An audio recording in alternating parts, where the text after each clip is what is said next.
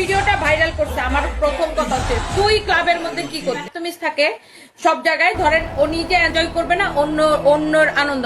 জাইমা রহমানের নাচার ভিডিও নিয়ে ক্ষেপে গিয়েছেন আলোচিত নারী উদ্যোক্তা রুবায়েত ফাতেমা তনি। জাইমা রহমানকে নিয়ে তনি কি বললেন জানতে হলে পুরো ভিডিওটি শুরু থেকে শেষ পর্যন্ত অবশ্যই দেখুন। যে এই ভিডিওটা ভাইরাল করছে আগে ওরে ধইরাইন না 20 বার 100 বার কানে ধরে উদ্ঘোষ করানো উচিত। সম্প্রতি জাইমার লন্ডনে বন্ধু বান্ধবীদের সাথে পার্টিতে একটি নাচার ভিডিও ব্যাপক ভাইরাল হয়েছে, যে ভিডিওটি নিয়ে নানান রকমের মন্তব্য করছেন নেটিজেনরা। কেউ কেউ তো বিশ্বাসই করতে পারছে না জাইমা রহমান এমন পোশাক পরে নাচতে পারে। অক্টোবরে 2025 সালের অক্টোবরে এই অনুষ্ঠানে অংশ নিয়েছিলেন জাইমা রহমান। সেখানে বন্ধু-বান্ধবীদের সাথে পার্টিতে নেচেছেন জাইমা রহমান। অফিসিয়াল পেজ থেকে ছবি ও ভিডিও সে সময় প্রচার করা হয়। জাইমা রহমানের ছবি ভিডিও ভাইরাল হলে পরবর্তীতে সেই ছবি মুছে ফেলা হয়।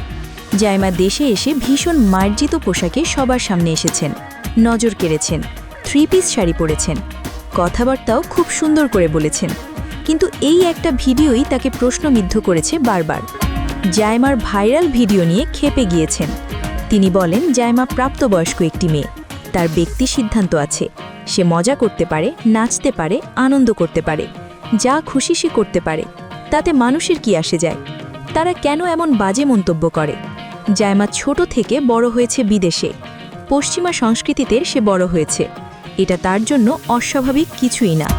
কিন্তু যে এই ভিডিওটি ভাইরাল করেছে তাকে শাস্তির আওতায় আনার অনুরোধ জানিয়েছেন রুবায়েত ফাতেমা তনি।